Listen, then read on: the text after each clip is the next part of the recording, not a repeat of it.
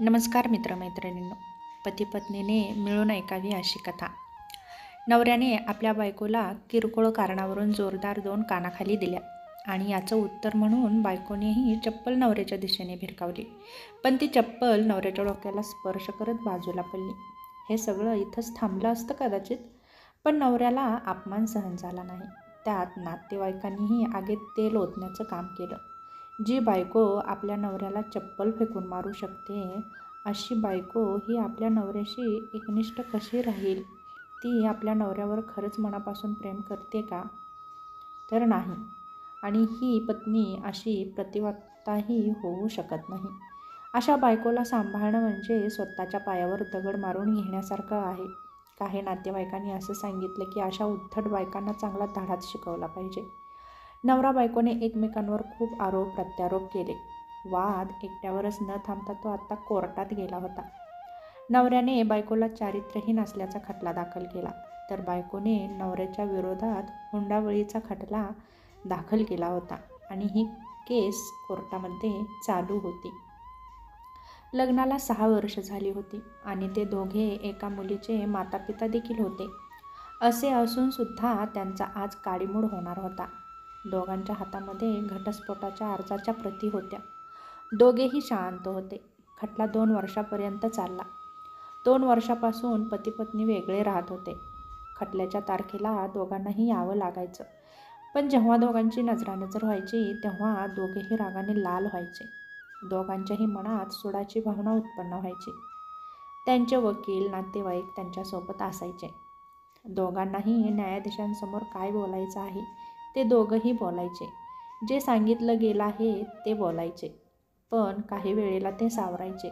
मग शेवटी व्हायचं ते झालं, जे सगळ्यांना हवं होतं. दोघांचा घटस्फोट झाला.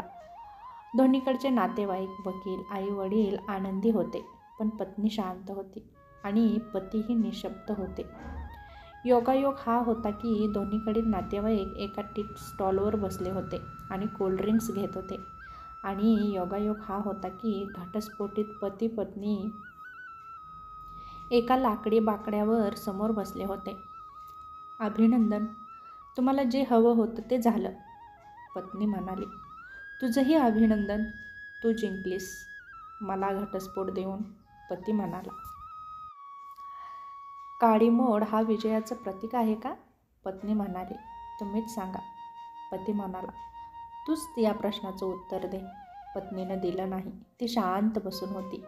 नंतर म्हणाली, तुम्ही मला चारित्र्यहीन म्हणाला होता.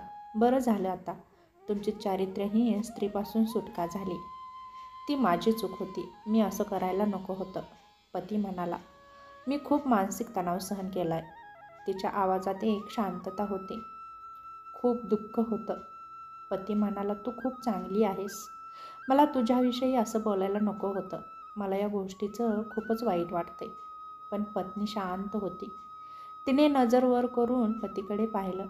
काही वेळ गप्प राहिली. तेव्हा पती म्हणाला, तू पण म्हणाली होतीस ना मला की मी हुंड्यासाठी तुझा छळ करतोय म्हणून, पण तेही खोटंच आहे ना? पतीकडे पाहत पत्नी म्हणाली, मी दुसरा कोणताही आरोप करू शकली असते तुमच्यावर, पण मी केला नाही. तेवढ्यात प्लॅस्टिकच्या कपात चहा आला. पतीने चहाचा कप उचलला. धक्का लागल्याने गरम चहा पत्नीच्या हातावर पडला. आई गं, असा आवाज आला. पतीने लगेच तिच्या हातावर फुंकर घातली. पत्नी पतीकडे पाहतच राहिली. पती विचारात हरवून गेला आणि थोड्या वेळाने भानावर आला आणि म्हणाला की तुला 4 लाख रुपये द्यायचे आहेत आणि महिन्याला 6,000 रुपये पण द्यायचे आहेत. मुंबईला आपला प्लॉट आहे, तो मी तुझ्या नावावर करतो. सध्या माझ्याकडे 4 लाख रुपये नाहीत.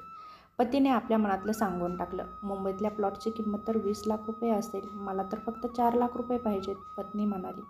मुलगी मोठी होईल, 1,000 रुपये खर्चही तुझा वाढेल, पती म्हणाला. त्यासाठी तर मी तुला महिन्याला 6,000 रुपये देणार आहेच, पत्नी म्हणाली. हो द्या, पतीने उत्तर दिलं.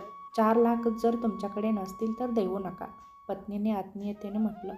तो तिच्या चेहऱ्याकडे पाहतच होता. ती निरागस दिसत होती आणि खूप सुंदर दिसत होती.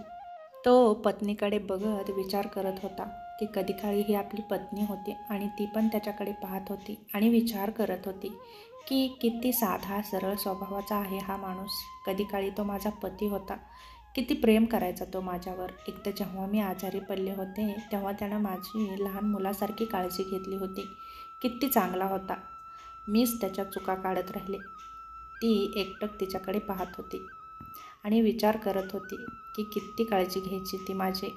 काय हवं आहे, काय नको आहे ते सगळं मला विचारायचे. इतकं कोणी कोणासाठी करत नाही, पण ती माझ्यासाठी करायची. पती विचार करत होता आणि ती फक्त तिच्यावर माझा पुरुषी रुबाब गाजवत राहिलो. दोघेही शांत होते. अश्रू भरलेल्या डोळ्यांनी दोघे एकमेकांकडे पाहत होते. मला काहीतरी बोलायचे. तो अडखळत बोलला. बोला ना, तिनं त्याच्याकडे पाहत म्हटलं. ती म्हणाली, घाबरू नका. कदाचित माझ्या मनात जे चाललं आहे तेच तुमच्या मनातही असेल. तेव्हा तो म्हणाला, तुझी खूप आठवण यायची. ती म्हणाली, मलासुद्धा. तो म्हणाला, मी अजूनही तुझ्यावर खूप प्रेम करतो. ती म्हणाली, माझं पण तुमच्यावर खूप प्रेम आहे.